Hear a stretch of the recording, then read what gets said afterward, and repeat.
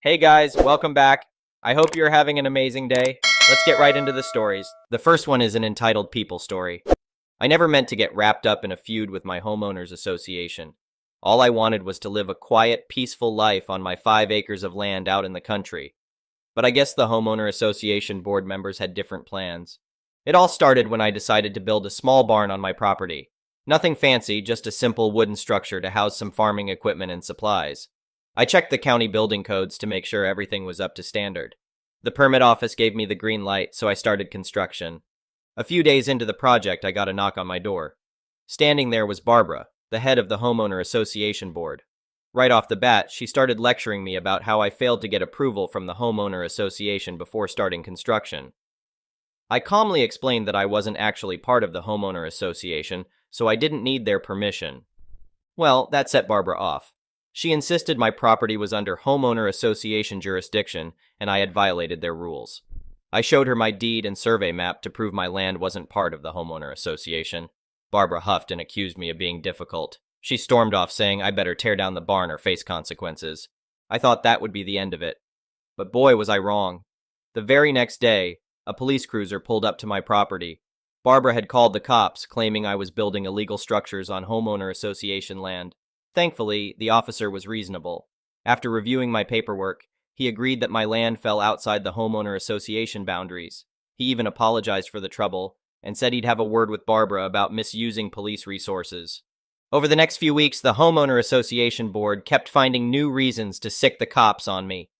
They said my dogs were a noise nuisance, that I was illegally dumping garbage when I was just cleaning up branches in my yard. Every time, the officers would arrive, realize it was another nonsense call, and leave again shaking their heads. The petty complaints continued even after I finished my barn. The homeowner association said I couldn't park my truck in my own driveway because it was an eyesore. They tried to make me take down my new deer fence because it was ugly. No matter how many times I proved the homeowner association had zero authority over my property, they just wouldn't back off. The final straw came when I decided to install a flagpole and fly an American flag on my land. I thought a little patriotic spirit would bring some good vibes. Yeah, that didn't sit well with the homeowner association. Barbara came pounding on my door, ranting about how my flag violated homeowner association rules about lawn decorations. I refused to take it down. Next thing I knew, a police car was once again pulling up for another frivolous call. The officer said he was responding to a complaint about an unauthorized flagpole and unsafe flag display. I was fuming at this point. I told the cop, "Officer, I've had it with these petty calls. I own this land free and clear. I never consented to joining this homeowner association. Tell them to quit wasting your department's time and resources." The officer was sympathetic and said he'd talk to the homeowner association board again. He also suggested I look into legal options to stop the harassment. I'd had enough of the homeowner association's nonsense. It was time to send a message that I wouldn't tolerate these antics anymore. I got in touch with a lawyer who helped me draft a cease and desist order for the homeowner association. The letter outlined all the ways they were overstepping their bounds. It emphasized that I was not an homeowner association member and they had no jurisdiction over my property. The order made it clear that further harassment would result in legal action. I sent the notice by certified mail so I'd have proof it was received. For a few weeks, there was quiet. I hoped the homeowner association had finally got the message and would leave me be. But these kinds of people don't give up so easily. Sure enough, I caught wind that the homeowner association was reviewing their bylaws to find a loophole they could exploit. They were convinced there must be some technicality allowing them authority over my land. That's when I realized I had to go on the offensive if I wanted this nightmare to end. I contacted the county permitting office to lodge an official complaint against the homeowner association for harassment and abuse of power. I included documentation of all the bogus police calls and harassment I'd endured. The county launched an investigation and discovered the homeowner association was violating all kinds of ordinances. They were operating without proper permitting and oversight. They'd unlawfully annexed land beyond their boundaries, including portions of my property. The county hit the homeowner association board with sanctions, fines, and probation. Barbara was forced to resign as president. To top it all off, I sued the homeowner association for harassment and legal fees. My lawyer was confident we had an airtight case. Once the homeowner association got our lawsuit notice, they scrambled to settle out of court. They tried to offer me a measly $5,000, but I negotiated a $50,000 settlement to make up for the months of headaches. Justice was served. The homeowner association is now under strict county oversight. Barbara and her power-hungry cronies are gone. My property value has actually gone up now that it's clearly outside homeowner association bounds. The police commended me for standing my ground against the homeowner association's ridiculous complaints. I'm glad I dug in my heels against the homeowner association. Some may say I won by stubbornness alone, but I prefer to think of it as strategic, malicious compliance. I used the homeowner association's own tactics against them until they imploded from the inside. It just goes to show you don't have to take crap from obnoxious homeowner associations.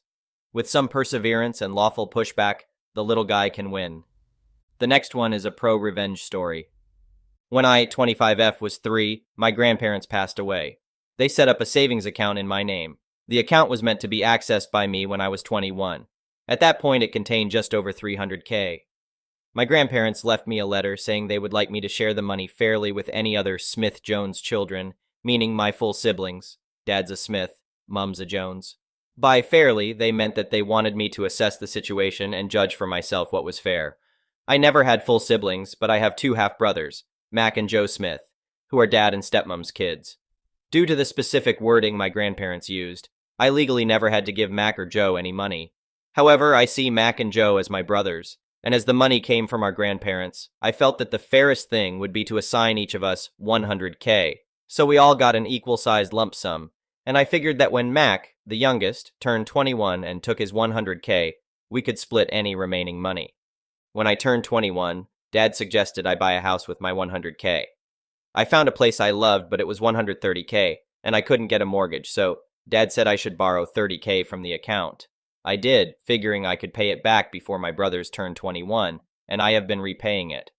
The account should be at $208K right now, but due to me withdrawing and then repaying that money, it's at $195K, so I still owe $13K. Joe turned 21 recently, and as I was giving him his $100K, Joe noticed that there was less in the account than there should be. I explained and said I was going to put it all back before Mac, now 19, turns 21. Joe told Mac and both boys said I stole from them and owed them the full $13K back plus $3,000 of interest that they felt they would have gotten, and they wanted it all paid by this summer, which gave me less than 6 months to bring the account up to $211K.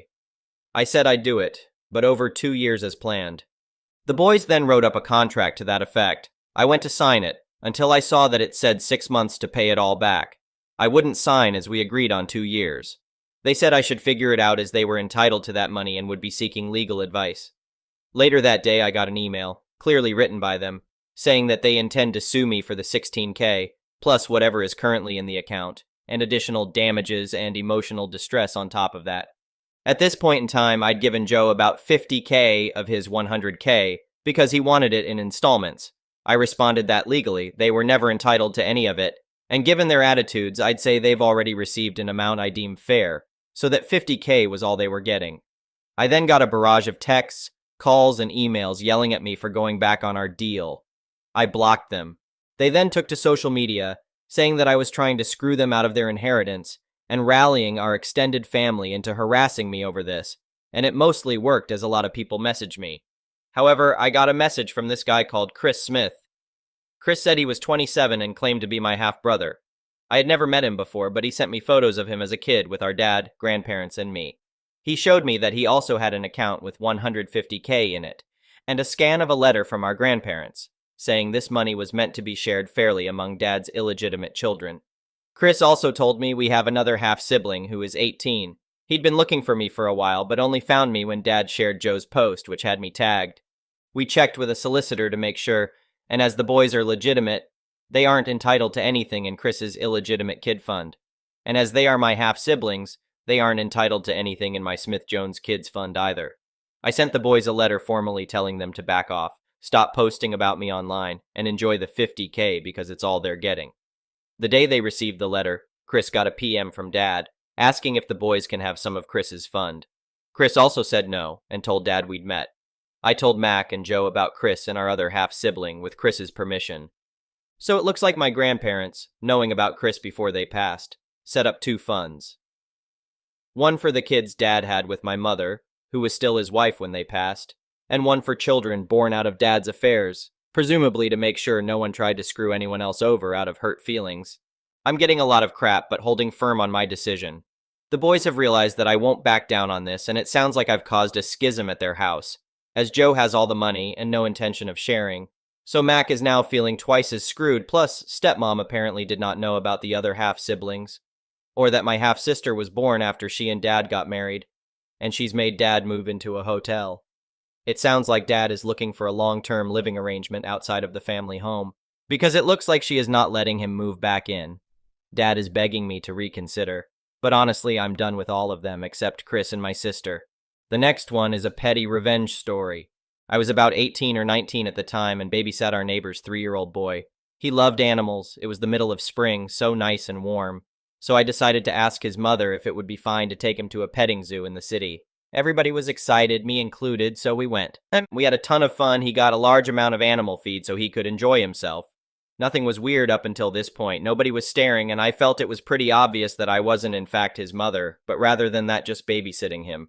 Now came the time the little guy needed to pee. Not a problem, I thought to myself, so I took him to the toilets. There was a large line in front of the women's bathroom, but since I had to accompany him, because he was too young to use the adult toilets himself, we couldn't just go to the men's bathroom, which was empty. I figured waiting in line for a minute or two was not going to be an issue, though. Enter Karen. "Kay. Hi, excuse me?" She tapped me on the shoulder. Me. "Yes?" I thought since she had a little girl with her, she might just wanted to ask to skip ahead in the lane because her little girl needed to pee badly. "Kay, is this your child?" Me. "Oh no, this is my neighbor's child. I'm just babysitting today." Kay. "Why the duck are you taking him to the bathroom then?" She got very aggressive straight away. Me. "Excuse me?" He needs to use the restroom and is clearly too young to do so by himself. So obviously I'm accompanying him? What am I supposed to do? Let him just pee his pants? Kay. This is highly inappropriate. Only his parents should accompany him to the restroom. He is a boy, and on top of that, not even your child. God knows what you might do in there with him. Okay, so now I was getting kind of pissed. At that point in my life, I had dealt with a lot of bullcrap from people since I was a nurse, and people in the hospital tend to be entitled as hell when they don't get their way. I was absolutely capable of defending myself with words, and I already lost my temper with her being so rude. So I said, very loudly, "You think I would look at his penis in there? You, what the hell, why do you have to make a bathroom trip with a small child sexual? Do you think about that when you take your girl to the bathroom? Oh my God. Would you do stuff to your girl? Oh, that is disgusting. Why would you even think about something sexual when thinking about a little boy going to the bathroom?" Now I said all of these things kind of very sarcastically, as it was just meant to scare her off. But obviously, I said it loud enough for a lot of people to hear. Now everybody looked at her disgusted and whispered or even chimed in with me to tell her thinking stuff like that was disgusting and that she should leave me alone. She looked mortified at this point and just backed away and left. Moral of the story, please let people take children to the bathroom peacefully, because I couldn't have just let that poor boy pee his pants. The next one is a malicious compliance story. So for a little context, this story is not mine. This happened to my father in the 80s and the 90s, but I will write in the first person because English is hard. In the 80s, I lost everything I could. I dropped out of college, my father died of a heart attack, and my mother was somewhere in the wind.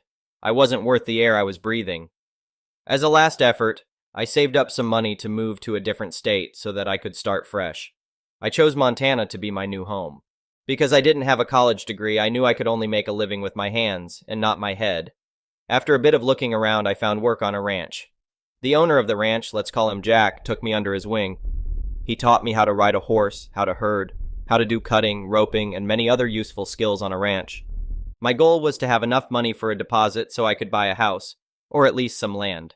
After about 3 years, I had the money, but I loved the ranch and the folks so much that I chose to stay longer.